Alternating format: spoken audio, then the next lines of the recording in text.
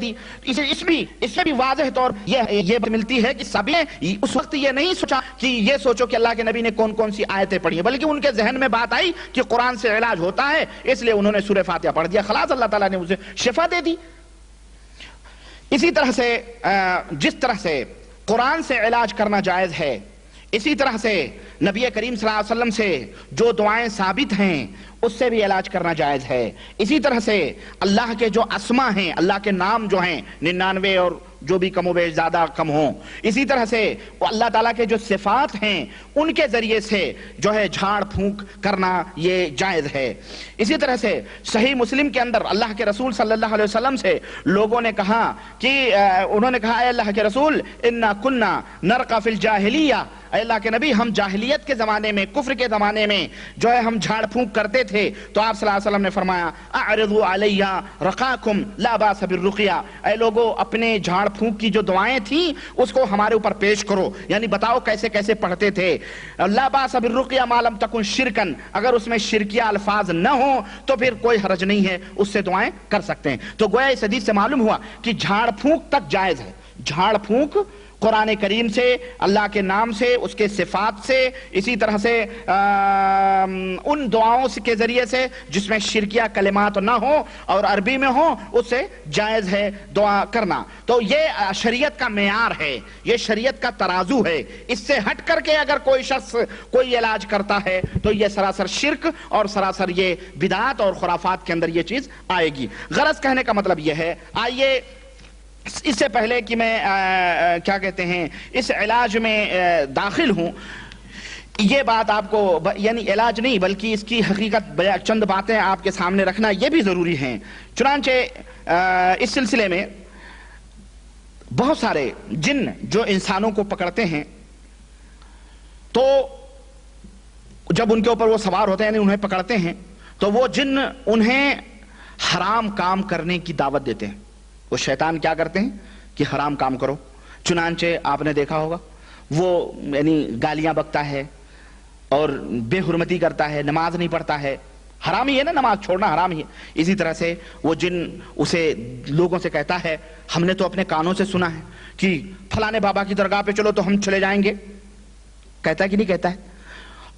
ہمارے ہاں جہاں میں پڑھتا تھا وہاں پر ایک آئی عورت، اس کو وہاں پہ قبر کے پاس جھومتے ہیں، وہاں جن آتے ہیں، حاضر ہوتے ہیں. تو وہ جب اس کے بال ہم لوگ کیا کرتے تھے، اگربتی اس کے ناک کے پاس رکھتے تھے، ایسے ہی کھڑے رہتے تھے. تھوڑی دیر کے بعد اس کو اگر جن ہوتا تو وہ جھومنا شروع کرتی ہو، اور اس کے بعد میں جناب عالی شروع پوری جیسے کہ پمپنگ سیٹ چالو ہو جاتی ہے وہ چالو ہو. اکثر عورتیں ہی آتی تھیں نالائق، ان سے پوچھو تو ان عجیب و غریب وہ بات بتاتی، یہ فلانی جگہ استنجا کر دی، یہ حیض کا کپڑا فلانی جگہ پھینک دی، یہ فلانا کام کر دی، یعنی گندی باتیں، گندی چیزیں. تو ایک جن تھا وہ کہتا تھا میں یہاں نہیں چھوڑوں گا، میں یہاں نہیں چھوڑوں گا، میں غازی بابا کے یہاں جاؤں گا. غازی بابا کے یہاں، غازی بابا جانتے ہیں؟ غازی بابا نہیں جانتے؟ بہرائچ شریف میں غازی میاں ہیں، 17 سال میں مرے تھے وہ، ان کی شادی نہیں ہوئی تھی تو ان کو بالے میاں کہا جاتا ہے، یعنی کنوارے ہی مر گیا وہ. ہم وہاں جائیں گے، وہاں دیونی کے وہ رکھے ہوئے ہیں، بندے کان کی بالیاں دیونی کی رکھی ہوئی ہیں. آپ تعجب کریں گے کہ سونے چاندی کی ہیں؟ نہیں، او اتنا بڑا پتھر کا سلہ ہے بھیا، ہم نے تو دیکھا ہے. کہتے ہیں یہ سل اسی وقت اٹھے گا. چکی ہے، چکی جیسے چکی نہیں ہوتی پیسنے کی، اس کی دگنی چکی ہے وہ اتنی موٹی. کہتے ہیں یہ غازی بابا کی خدمت کرتی دیونی تھی یہ، یعنی وہاں رہتی تھی اور پھر جو ہے وہ مر گئی تو وہ کان میں پہنتی تھی. وہ کہتے ہیں کہ وہ چکی کوئی نہیں اٹھا پاتا ہے، اگر کوئی یا غازی پیر کہہ کے اٹھائے تو وہ اٹھتا ہے. دیکھیں وہاں بھی اللہ تعالیٰ یعنی یہ شیطان اس سے شرک کام کروا رہا. اللہ کو پکارنے کے بجائے وہ جو ہے ان پیروں مردوں کو پکارے تو اٹھ جاتی ہوگی بھائی. تو بہرحال تو کہنے کا مطلب یہ ہے کہ اس طرح سے جنات حرام کاموں کا حکم دیتے ہیں. شیطان چل فلانے بابا کے ہاں چل، فلانے چلے پہ کر تعزیہ بنا، یہ کر وہ کر، نیاز دے، اتنے بکرے ذبح کر، ہمارے فلانے بابا کے نام سے اتنے مرغے لا، یہ کر وہ کر، دنیا بھر کے حرام کاموں کا حکم دیتے ہیں. تو یہ ضرورت ہے نا بھائی اس بات کی کہ ہم آپ کے سامنے یہ حقیقت کھول کے رکھیں کہ نہیں لوگ اسی طرح سے دشمنان اسلام جو ہیں، چاہے وہ کرسچن ہوں یا غیر قوم کے لوگ ہوں، وہ مسلمانوں کو تنگ کرنے کے لیے جادو کرتے ہیں، جن بھیجتے ہیں، ان سے حرام کام کرواتے ہیں، چنانچہ ان سے پوجے کرواتے ہیں، مندروں میں بھی جاتا، پوجا کرتا، پاٹ کرتا، لوگ سمجھتے ہیں اس کے اوپر جنات ہے، اور اس طرح سے اسے غلط کاموں کی طرف مائل کرتے ہیں، اور لوگ کہتے ہیں کہ جی بس یہ تو جو ہے ہمارا دین، ہمارا مذہب اختیار کر لیا، یعنی کسی بہانے سے مسلمانوں کو تنگ کیا جاتا ہے۔ اور چونکہ اس موضوع پر ہمارے مولانا حضرات زیادہ بولتے بھی نہیں ہیں، اور جو بولیں کیسے جب اس میں خود وہ ننگے ہیں تو دوسروں کو ننگا کیسے کہیں گے؟ زیادہ تر مولوی یہ سب کام کرتے ہیں، یا زیادہ حافظ جی لوگ ہوتے ہیں، ہے نا، یہی کام کرتے ہیں، 10 پارے حفظ کر لیے، پورا قرآن، کوئی دھندا نہیں ملا تو بس دعا تعویذ کے دھندے آپ دیکھیں، بامبے میں، آپ کراچی میں، کہیں بھی دیکھیں آپ، جناب عالی خوب دھندے چل رہے ہیں، جناب عالی اچھے سے اچھی، وہ فقیر اس کی بیوی وہاں مر رہی ہے، یہاں بامبے میں بیٹھ کے، کراچی میں بیٹھ کے وہ دھندے چالو کیا ہوا، اور خوب کمائیاں اس سے ہو رہی ہیں۔ تو غرض آئیے سب سے پہلے ہم یہ جناتوں کی یہ حقیقتوں کو سمجھتے ہیں کہ کیا یہ جنات ہیں بھی یا نہیں ہیں۔ میں زیادہ تفصیل میں نہیں جاؤں گا، بس قرآن کریم اور ایک حدیث آپ سمجھنے کے لیے کافی ہے۔ اللہ وحدہ لا شریک نے قرآن کریم میں فرمایا وَمَا خَلَقْتُ الْجِنَّ وَالْإِنسَ إِلَّا لِيَعْبُدُونَ، ہم نے جناتوں کو اور انسانوں کو صرف اپنی عبادت کے لیے پیدا کیا ہے۔ یہ اس بات کی دلیل ہے کہ جناتوں کا وجود موجود ہے، جناتوں کا وجود ہے۔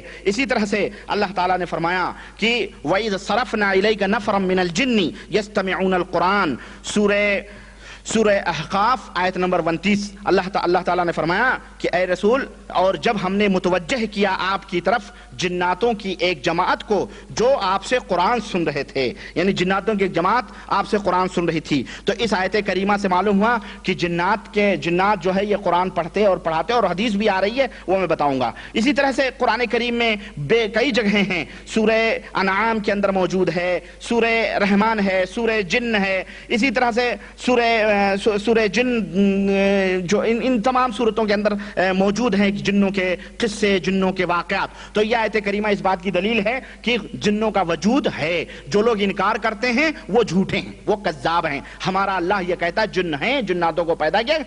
اسی طرح سے صحیح مسلم کی روایت میں حدیث سے دلیل لیں، حدیث میں صحیح مسلم حضرت عبداللہ ابن مسعود رضی اللہ تعالیٰ عنہ اس حدیث کے راوی ہیں، کہتے ہیں کہ کننا مع رسول اللہ صلی اللہ علیہ وسلم، کہ ہم رسول اللہ صلی اللہ علیہ وسلم کے ساتھ تھے، ذات لیلۃ، ایک رات، ففقدناہ، تو ہم نے آپ صلی اللہ علیہ وسلم کو ایک رات گم پایا۔ ہم آپ صلی اللہ علیہ وسلم کے ساتھ تھے لیکن پھر ہم نے آپ صلی اللہ علیہ وسلم کو گم پایا، تو ہم نے آپ کو وادیوں میں، گھاٹیوں میں، پہاڑیوں میں، مکے کی گلی گلی میں ڈھونڈا لیکن آپ صلی اللہ علیہ وسلم نہ ملے، تو ہم نے سوچا کہ آپ کو کوئی ضرور تکلیف پہنچی ہے اور آپ صلی اللہ علیہ وسلم کو یا تو اغوا کر لیا گیا یا تو آپ کو قتل کر دیا گیا۔ غرض کی وہ رات ہم نے بہت بری رات گزاری، بڑی بری رات گزاری۔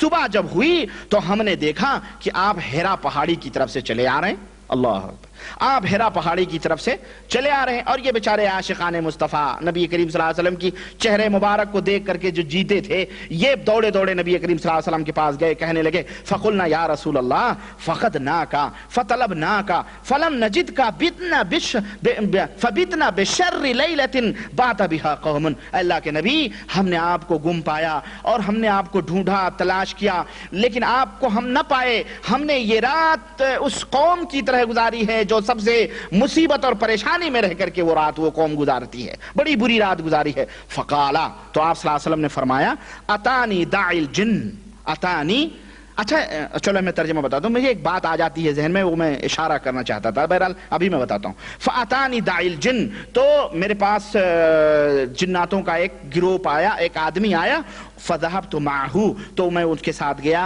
فقرات علیہم القرآن، تو ہم انہیں قرآن پڑھ کے ہم نے انہیں سنایا۔ آپ صلی اللہ علیہ وسلم وہ آئے اور ہمیں کو بلا کے لے گئے تو ہم نے انہیں قرآن سنایا۔ یہاں پر ایک بات آپ دیکھیں اللہ اکبر، اللہ اکبر، آج کل ایک بات آئی ہے، میں نقط بیان کر کے نکل جاتا ہوں، میں وہاں زیادہ دیر نہیں رکوں گا۔ حضرت عبداللہ ابن مسعود رضی اللہ تعالیٰ عنہ کتنے بڑے جلیل القدر صحابی ہیں، یہ بتائیں، یہ جو ہمارے جنہیں ہم ولی اللہ صوفیہ سمجھتے ہیں، جنہیں ہم نے بزرگان دین کہا ہوا ہے، اور جن کے بارے میں غوث پاک رکھ لیں آپ، چلیں ہم وہ منڈی پکڑ لیتے ہیں، شیخ عبد القادر جیلانی کو مثال میں لے لیتے ہیں، کیا شیخ عبد القادر جیلانی یہ حضرت عبداللہ ابن مسعود سے افضل ہیں؟ آپ بتائیں، شیخ عبد القادر جیلانی کے تعلق سے ہمارے اس دور کے جو مشرکین ہیں قبر پرست، بیچارے بھی کہہ دو، مسکین ہیں، علم نہیں، کیوں اگر علم ہو جائے تو یہ صحیح راستے پہ آ جائیں، ان کے مولوی انہیں علم ہی نہیں دیتے ہیں۔ یہ بیچارے یہ کہتے ہیں کہ غوث پاک پوری